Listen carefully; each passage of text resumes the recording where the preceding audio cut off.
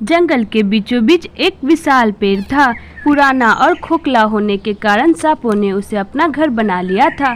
जंगल के सारे पक्षी वहां आने से डरते थे। गुड़िया बेटा, अपने छोटे भाई का ख्याल रखना, उसे नदी पर अकेले मत जाने देना। हाँ मम्मा। मैं अपने छोटे भाई का ध्यान रख लूंगी, आप बेफिक्र होके काम पर जाएं। कुकू बेटा, आप गुड़िया बहन की बात मानना, जिद मत करना। मैं शाम तक चॉकलेट लेकर के आऊंगी आप लोगों के लिए। मम्मा चॉकलेट लेकर के आएगी दीदी, फिर तो बहुत मजा आएगा। कुकू, आज शाम में हम लोग चॉकलेट खाएंगे। ऐसे बातें करके मम्मा चिड़िया अपने मालिक कौवों के घर चली जाती है और बच्चे अंदर से दरवाजा बंद कर लेते हैं। रानो, आज तो बड़ी देर कर दी आने में, मैं तो कब से तुम्हारा इंतजार कर रही हूँ। मालकिन, रास्ते में ही देर हो गई, वरना मैं तो घर से टाइम से ही निकली थी। अच्छा ठीक है, अब जल्दी से जाकर के रसोई में कुछ खाना बना दो, मुझे बहुत जोर की भूख लगी है। रानो चिड़िया रसोई में काम करने चली जाती है, पर वो तो जैसे ही गैस जलाने की कोशिश करती, गैस तो खत्म हो चुका था। अरे, सिलेंडर तो खत्म हो चुका है, गोरी मालकिन को बताना पड़ेगा। क्या हुआ चिड़िया, खाना इतना जल्दी बना ली? नहीं मालकिन, गैस खत्म हो चुका है, अब मैं खाना कैसे बनाऊं? कालू भी घर पे नहीं है, अब क्या होगा? मुझे तो बहुत जोर की भूख लग रही है, मैं तो खाने के बिना नहीं रह सकती। मालकिन, मैं चूल्हे पर भी खाना बना दूंगी, पहले आप मुझे कुछ सूखी लकड़ियाँ दे दें। हाँ, मुझे तो चूल्हे की सामान पका कर खाना बहुत ही पसंद है, चलो जल्दी से लकड़ी लेकर के आते हैं। ऐसे बातें करते हुए गोरी और रानो चिड़िया वहाँ से चले जाते हैं। वो तो उड़ते उड़ते उसी खोखल वाले पेड़ के नीचे पहुँचते हैं जहाँ पे वो सांप रहता था। रानो, तुम जल्दी से सूखी लकड़ी काटना शुरू करो। नहीं मालकिन, मैं इस पेड़ की लकड़ी नहीं काटूंगी, क्योंकि यहाँ पर सांप रहते हैं। यहाँ पर सांप रहते हैं? मैंने तो कभी नहीं देखा, तुमने कब देख लिया? चलो जल्दी से लकड़ियाँ काटो। नहीं मालकिन, मैंने तो दूसरे पक्षियों को बोलते सुना है, मैं ये लकड़ियाँ नहीं काटूंगी। दूसरे पक्षी तो कुछ भी बोलते हैं, तुम जल्दी से लकड़ी काटो, कोई सांप वाप नहीं है यहाँ पे। रानो चिड़िया तो गोरी कौवी की बात मान लेती है और वो कुल्हाड़ा लेकर के पेड़ पे चल जाती है। उसने तो अभी कुल्हाड़ा मारना शुरू भी नहीं किया था, तभी वहाँ से सांप निकल जाता है। वो चिड़िया को डस लेता है, चिड़िया का चेहरा तो नीला पड़ जाता है।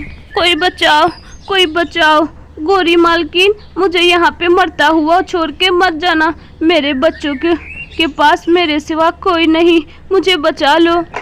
रानो चिड़िया तो कुछ ही देर में दम तोड़ देती है। गोरी कौवी डरते हुए घर पहुँचती है। क्या हुआ गोरी, तुम्हारी सांसें फूल की रही है, कहाँ से भाग के आ रही हो तुम? कालू, चिड़िया को सांप ने डस लिया है, मैं तो बड़ी मुश्किल से अपनी जान बचा करके आई हूँ। गोरी, वो पुराने पेड़ का सांप तो बहुत ही जहरीला है, तुम चिड़िया को लेकर के वहाँ क्यों गई थी?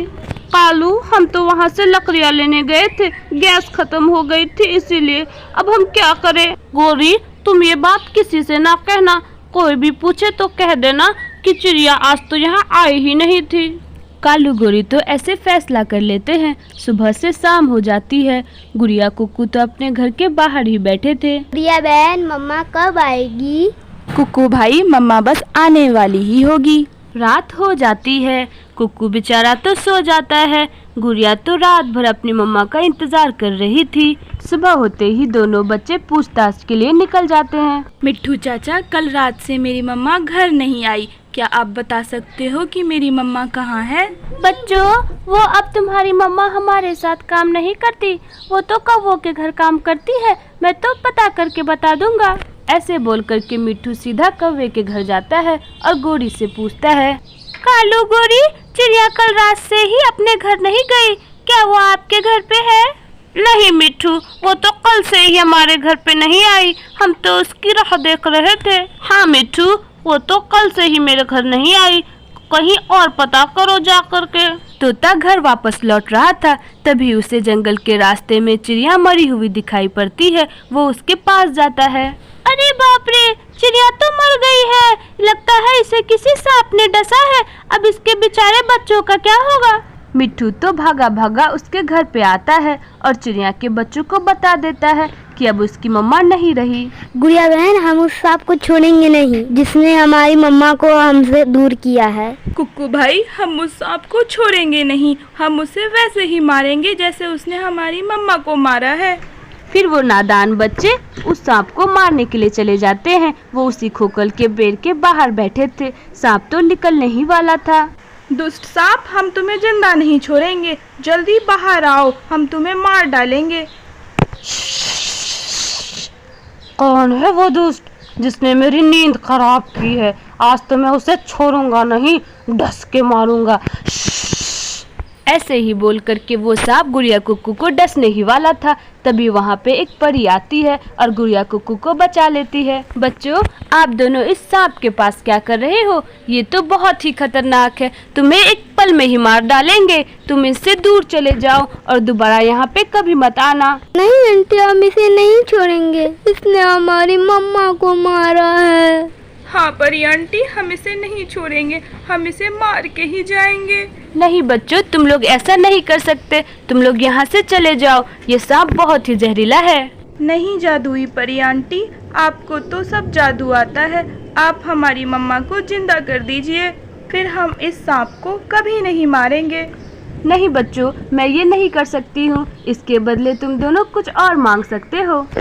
ठीक है फिर परी आंटी, आप इस जहरीले पेड़ को चॉकलेट का पेड़ बना दीजिए। फिर वो जादुई परी अपने जादू से उस पेड़ को चॉकलेट का पेड़ बना देती है। सांप तो वहाँ से भागा भागा चले जाता है। फिर कुक्कू गुड़िया उस चॉकलेट के पेड़ पर रहने लगते हैं। गुड़िया बहन, आपने चॉकलेट का पेड़ क्यों बनाया? मम्मा ने आखिरी वक्त कहा था कि मैं चॉकलेट लेते आऊंगी, तो मुझे वही ख्याल था। अच्छा किया गुड़िया बहन, अब हम लोग रोज चॉकलेट खाएंगे। फिर गुड़िया कुक्कू खुशी खुशी उस पेड़ पर रहने लगते हैं। आपका धन्यवाद।